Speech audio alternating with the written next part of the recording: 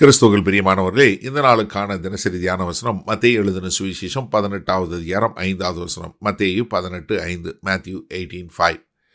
இப்படிப்பட்ட ஒரு பிள்ளையை என் நாமத்து நிமித்தம் ஏற்றுக்கொள்ளுகிறவன் என்னை ஏற்றுக்கொள்ளுகிறான்.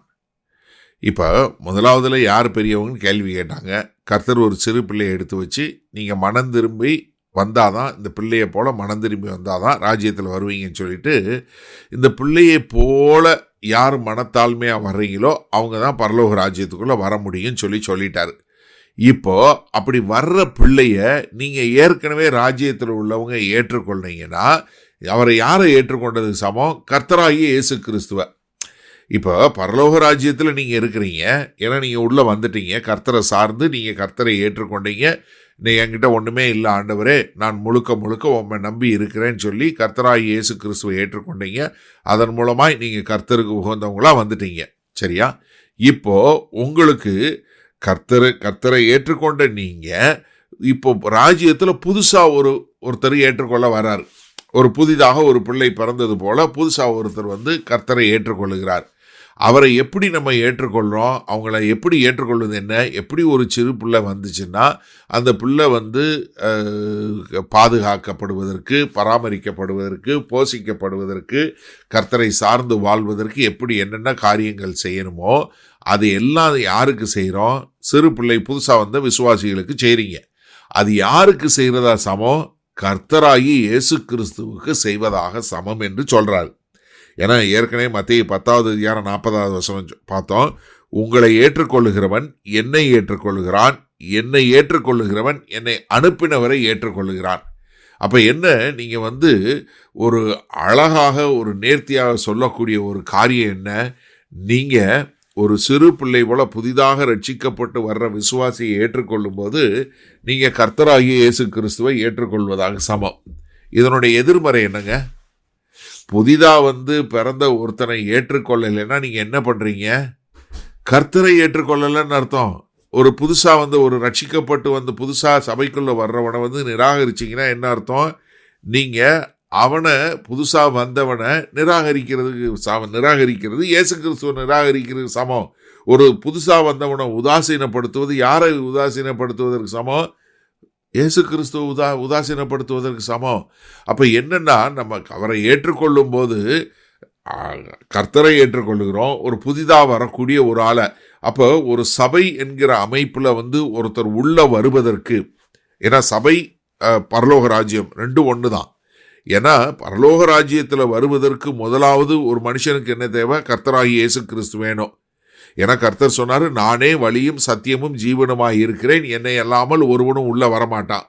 அப்போ ஒரு மனுஷன் உள்ள வருவது கர்த்தரை ஏற்றுக்கொள்ளணும். இப்போ கர்த்தரை ஏற்றுக்கொண்டு உள்ளே வந்த உடனே நமக்கு 4 வசனம் தெரியுது, 4 காரியங்கள் தெரியுதுன்னா நம்ம எப்படிப்பட்டவங்களா இருக்கணும்?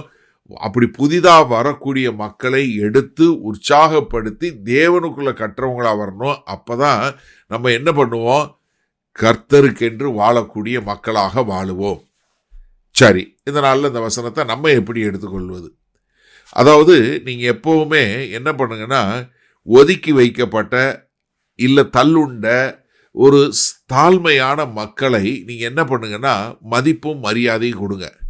நம்ம சபையிலையும் சரி, நம்முடைய சமுதாயத்திலையும் சரி, யார் ஒன்றுமே இல்லை ஆனால் அவங்க கிறிஸ்துவனுடைய மனத்தாழ்மையை காட்டக்கூடியவங்களாக இருந்தாங்கன்னா அவங்கள நம்ம என்ன பண்ணணும்?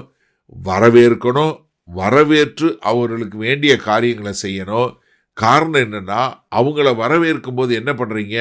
உங்களை அறியாமலே நீங்கள் கர்த்தரை வரவேற்கிறீங்க. அப்போ நம்ம ஒருத்தருக்கு ஒருத்தர் இந்த இது செய்யும்போது என்ன பண்ணுறோன்னா, உதவி செய்யும்போது ஒருத்தருக்கு ஒருத்தர் ஐக்கியத்தில் இருக்கும்போது நம்ம செய்யக்கூடிய காரியம் என்ன ஆகுதுன்னா, இயேசு கிறிஸ்து நாமத்தினால ஒருத்தரை நம்ம வீட்டுக்கு, நம்மளுடைய இருதயத்துக்கு, நம்மளுடைய வாழ்க்கைக்கு வரும்போது அவர்கள் கர்த்தரை ஏற்றுக்கொள்வதற்கு சமமாக இருக்கக்கூடிய ஒரு காரியம். அப்போ நம்ம செய்யும்போது என்ன பண்ணுறோம்? நம்ம கர்த்தரையே ஏற்றுக்கொள்கிறோம். அப்போ என்னென்னா, நம்ம இப்படி புதிதாக வர்றவங்களை நம்ம என்ன பண்ண முடியும்? அவங்கள நம்ம உற்சாகப்படுத்தி அவங்களுக்கு தேவனுடைய வார்த்தையை சொல்லி கொடுத்து, அவங்க தேவனை எப்படி முழுமையாக விசுவாசிக்கணும், எப்படி அவங்க ஒரு மனத்தாழ்மையில் வாழணும், எப்படி அவங்க பெருமையில் போய்விடக்கூடாது என்ற எச்சரிப்பை அவங்கள கொடுத்து நம்மளுடைய ஒவ்வொரு நடக்கையும் எப்படி இருக்கணும்? அன்புனாலையும் ரொம்ப ஒரு கனிவாகவும் நல்ல ஒரு மனத்தாழ்மையாகவும் இருக்கும்போது நாம் கிறிஸ்துவுக்கே ஊழியம் செய்கிறோம் என்கிற ஒரு காரியம். அப்படி பண்ணும்போது என்ன தெரியுமா வரும்? ஒரு சாதாரண ஆராதனை கூட ஒரு பரிசுத்த ஆராதனையாய் மாறிவிடும். அப்போ எனக்கு அருமையானவர்களே, இப்படி மனத்தாழ்மையாய் இருக்கக்கூடிய மற்றொரு சமுதாயம் ஒதுக்கி வைத்தவர்களை நம்ம வரவேற்போமா? பலபிதாவே, இதோ நாங்கள் அறிந்து கொண்டோம், உம்மை ஏற்றுக்கொண்டு வருகிற அவர்கள் யாராக எந்த ஒரு சிறு பிள்ளையாக இருந்தாலும் அவங்களை ஏற்றுக்கொண்டு அவர்களை உற்சாகப்படுத்தி அவங்கள தேவனுடைய விசுவாசத்திலும் தேவனுடைய வார்த்தையிலும் பலப்படுத்தும் போது, ஆண்டவரே, நாங்கள் உம்மையே ஏற்றுக்கொண்டு செய்த காரியம் என்பதை அறிந்து கொண்டோம். அதனால் இப்படி ஒதுக்கி வைக்கப்பட்ட மக்களை, புறக்கணிக்கப்பட்ட மக்களை ஏற்றுக்கொள்கிறவர்களாய் வாழ எங்களை ஒப்புக் கொடுக்கிறோம். இயேசு கிறிஸ்துவின் மூலம் பிதாவே, ஆமேன். கர்த்தர் உங்களை ஆசீர்வதிப்பாராக. நாம் இன்று மாலை மன்னரை சந்திப்போம்.